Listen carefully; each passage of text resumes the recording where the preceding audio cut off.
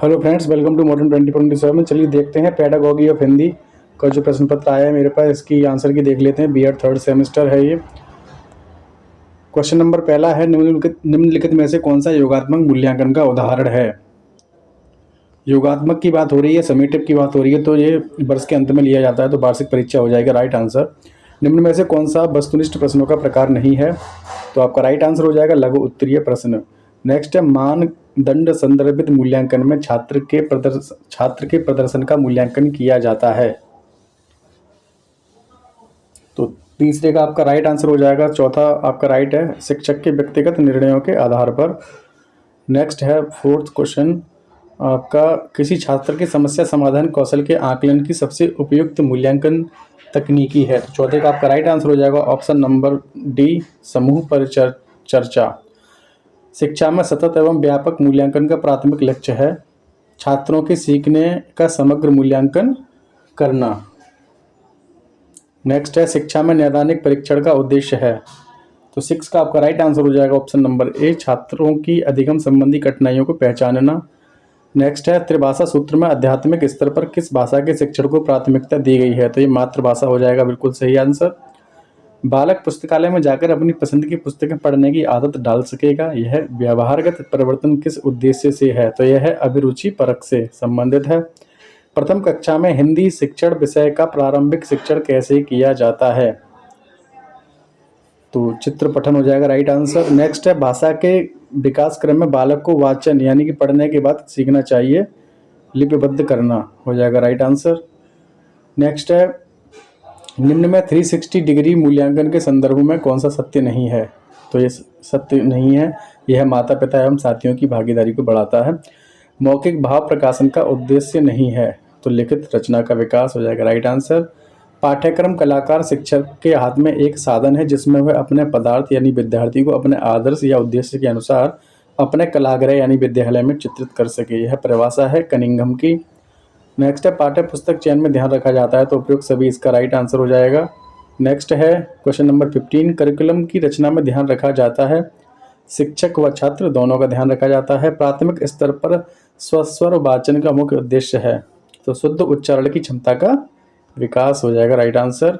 बालक चित्र के नीचे लिखे हुए शब्दों को जोर से पढ़ता है, यह क्रिया किस पठन के अंतर्गत आती है, तो यह आती है शाब्दिक पठन के अंतर्गत। नेक्स्ट है, मातृभाषा शिक्षण में मौखिक अभिव्यक्ति हेतु किस पद्धति को अपनाया जाता है, तो राइट आंसर हो जाएगा स्व अध्याय विधि। नेक्स्ट है, विचारों का संप्रेषण किया जाता है, तो बोलकर किया जाता है। गृह कार्य का मुख्य उद्देश्य है पढ़ाए गए पाठ को दोहराने के लिए अवसर देना। नेक्स्ट है, कविता शिक्षण का प्रमुख अंग है, तो राइट आंसर हो जाएगा भाव बोध। नेक्स्ट है 22, शुद्ध उच्चारण का अभ्यास कराने हेतु अधिक उपयोगी है, लिंगुआ फोन हो जाएगा करेक्ट आंसर। भाषा शिक्षण में दृश्य श्रव्य साधनों का उपयोग का मुख्य प्रयोजन है, तो 23 का आपका राइट आंसर हो जाएगा ऑप्शन नंबर डी, नहीं सॉरी 23 का आपका राइट आंसर हो जाएगा ऑप्शन नंबर बी, बालकों की विभिन्न इंद्रियों को क्रियाशील बनाना। नेक्स्ट है, संवाद पाठ के शिक्षण में बालकों के लिए सबसे अधिक उद्योतन सामग्री है, तो आपका हो जाएगा राइट आंसर प्रतिरूप चित्रण। नेक्स्ट है क्वेश्चन नंबर 25, हिंदी भाषा में मूल्यांकन का प्रयोजन है। 25 का आपका राइट आंसर हो जाएगा लिपि का सही ज्ञान होना। नेक्स्ट है, विचारों की अच्छी अभिव्यक्ति किस प्रकार के प्रश्नों से हो सकती है, तो निबंधात्मक प्रश्नों से हो सकती है। नेक्स्ट है, मूल्यांकन प्रविधि है, तो उपरोक्त से भी हो जाएगा का राइट आंसर। नेक्स्ट 28, उपचारात्मक शिक्षण हेतु प्रयुक्त किए जाते हैं निदानात्मक परीक्षण। 28 का आपका राइट आंसर ऑप्शन नंबर सी।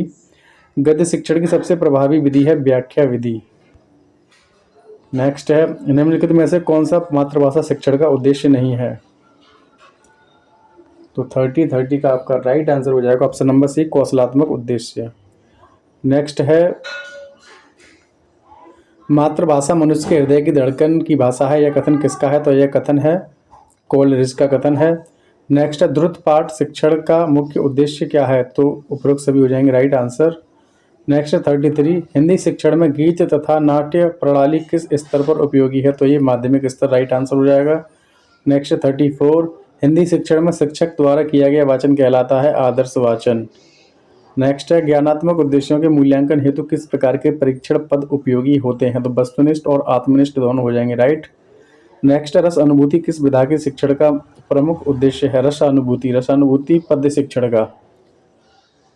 नेक्स्ट है शिक्षण में उद्देश्यों का वर्गीकरण किसने किया? तो ये वी.एस. ब्लूम हो जाएंगे, बेंजामिन एस. ब्लूम। देखो और लिखो शिक्षण विधि किस विधा में प्रयुक्त होती है? तो ये होती है नाटक रचना में। नेक्स्ट है 39 हिंदी शिक्षण में वाक्य कितने प्रकार के होते हैं? तो वाक्य होते हैं 3 प्रकार के। नेक्स्ट है 8वीं कक्षा के बच्चों की भाषा के आकलन के लिए आप किसे सबसे कम महत्वपूर्ण मानते हैं? तो ये राइट आंसर हो जाएगा आपका किसी कहानी को नाटक में रूपांतरित करना। नेक्स्ट है हिंदी शिक्षण में उपलब्धि की जांच की जा सकती है? तो उपलब्धि परीक्षण से। नेक्स्ट है 42 शिक्षक द्वारा श्यामपट्ट पर लिखना किस शिक्षण आयाम के अंतर्गत आता है? तो ये श्यामपट्ट का उपयोग करना उसके अंतर्गत आता है। नेक्स्ट है कविता पाठ करवाना किस सिद्धांत के अंतर्गत आता है? तो यह आता है क्रियाशीलता के सिद्धांत के अंतर्गत। 43 का राइट आंसर हो जाएगा आपका ऑप्शन नंबर बी। शिक्षण सूत्र के माध्यम से भाषा शिक्षण होता है प्रभावी। 44 का राइट आंसर हो जाएगा ऑप्शन नंबर ए। आंख, कान तथा हाथ का प्रयोग किस शिक्षण विधि के लिए आवश्यक है? तो ये मोंटेसरी विधि हो जाएगा, राइट आंसर। 45 का राइट आंसर हो जाएगा आपका ऑप्शन नंबर बी। 46 है सर्वप्रथम सूक्ष्म शिक्षण की अवधारणा पर चिंतन किसने किया? तो ये एलन हो जाएंगे। नेक्स्ट है भाषा ध्वनियों द्वारा मानव के भावों की अभिव्यक्ति है, यह कथन किसका है? तो यह स्वीट का कथन है। नेक्स्ट है निम्नलिखित में से कौन सा योग रूढ़ है? तो त्रिमूर्ति राइट आंसर हो जाएगा। नेक्स्ट है मन के भावों को दर्शाने वाले वाक्यों में उक्त विराम चिन्ह का प्रयोग होता है? तो पूर्ण विराम। मन के भावों को दर्शाने वाले वाक्यों में तो विस्मयादि बोधक हो जाएगा इसमें राइट आंसर। नेक्स्ट है भाषा से संबंधित प्रावधान संविधान के किस भाग में उल्लिखित हैं? तो ये भाग 17 में है। नेक्स्ट है एक भाषा के रूप में हिंदी सिखाने का प्राथमिक लक्ष्य है प्रभावी संचार कौशल विकसित करना। नेक्स्ट है कौन सा शिक्षण सूत्र नई अवधारणाओं को प्रस्तुत करने के लिए परिचित अवधारणाओं एवं उदाहरणों के प्रयोग पर बल देता है? तो मूर्त से अमूर्त की ओर। नेक्स्ट है हिंदी शिक्षण का कौन सा सिद्धांत छात्रों के सुलेख एवं सुतलेख के अभ्यास पर बल देता है? तो 53 का आपका राइट आंसर हो जाएगा ऑप्शन नंबर ए बोलने और लिखने में अनुरूपता का सिद्धांत।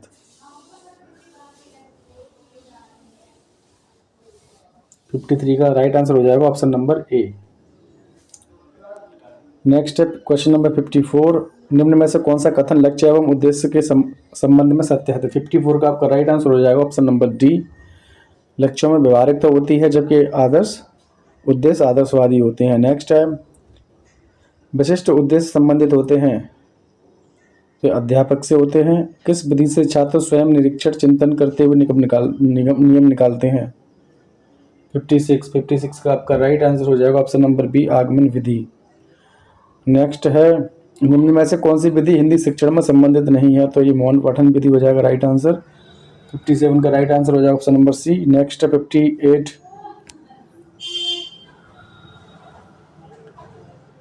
हिंदी शिक्षण की ढांचागत प्रणाली में संरचनाओं के चयन का कौन सा सिद्धांत नहीं है? तो शिक्षण योग्यता हो जाएगा राइट आंसर। नेक्स्ट है पद्य शिक्षण की किस विधि में संपूर्ण कविता को खंडों में विभाजित कर प्रश्नों के माध्यम से पढ़ाया जाता है? 59 का आपका राइट आंसर हो जाएगा ऑप्शन नंबर सी व्याख्या विधि। नेक्स्ट है पाठ्य पुस्तक की विषय सामग्री होनी चाहिए बालकों की मानसिक योग्यताओं के अनुरूप। नेक्स्ट है निम्नलिखित में से कौन सा हिंदी की पाठ्य पुस्तक के महत्व को नहीं दर्शाता? तो रटने के लिए प्रोत्साहित करना हो जाएगा राइट आंसर। नेक्स्ट है हिंदी पाठ्य पुस्तक में बोधगम्य प्रश्नों को शामिल किया जाता है छात्रों के आलोचनात्मक क्रिटिकल थिंकिंग का आकलन करने के लिए। नेक्स्ट है पाठ्य योजना निर्माण का सर्वप्रथम कौन सा चरण है? तो शिक्षण विधियों का चयन करना हो जाएगा आपका राइट आंसर। 63 का right answer option number C है। नेक्स्ट है पाठ्य योजना का कौन सा उपागम प्रणाली उपागम में सिस्टम अप्रोच के उपयोग पर आधारित है? तो ये हो जाएगा हर्बर्ट उपागम। नेक्स्ट है पाठ्य योजना के निर्माण से संबंधित ब्लूम उपागम के संबंध में कौन सा कथन सत्य नहीं है? 65 का राइट आंसर हो जाएगा आपका ऑप्शन नंबर ए यह केवल व्यवहार परिवर्तनों के मूल्यांकन पर बल देता है। नेक्स्ट है 66, निम्नलिखित में से सामान्यतः कौन सा इकाई योजना में शामिल नहीं है? तो दैनिक कक्षा की दिनचर्या ये शामिल नहीं है।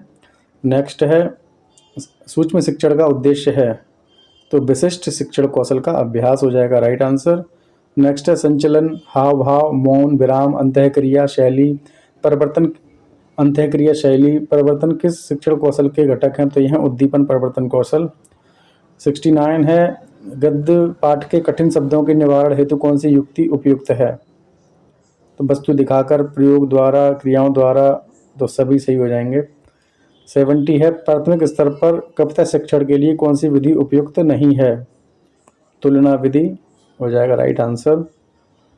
कहानियाँ बच्चों के भाषा विकास में कब होती हैं? तो कल्पना शक्ति, चिंतन शक्ति एवं सृजनात्मकता बढ़ाती हैं। नेक्स्ट है जहाँ विद्यार्थी विभिन्न प्रकार के अभ्यास द्वारा सीखते हैं वह क्या है? वह भाषा प्रयोगशाला।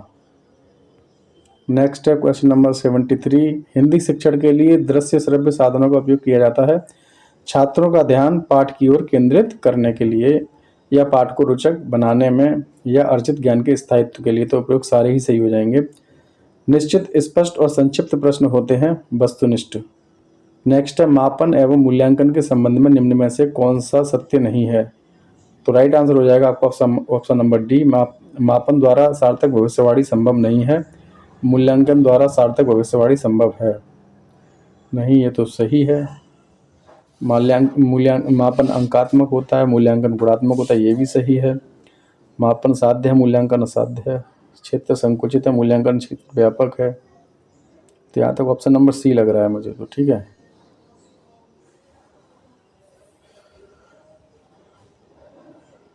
तो चैनल पे बने रहें।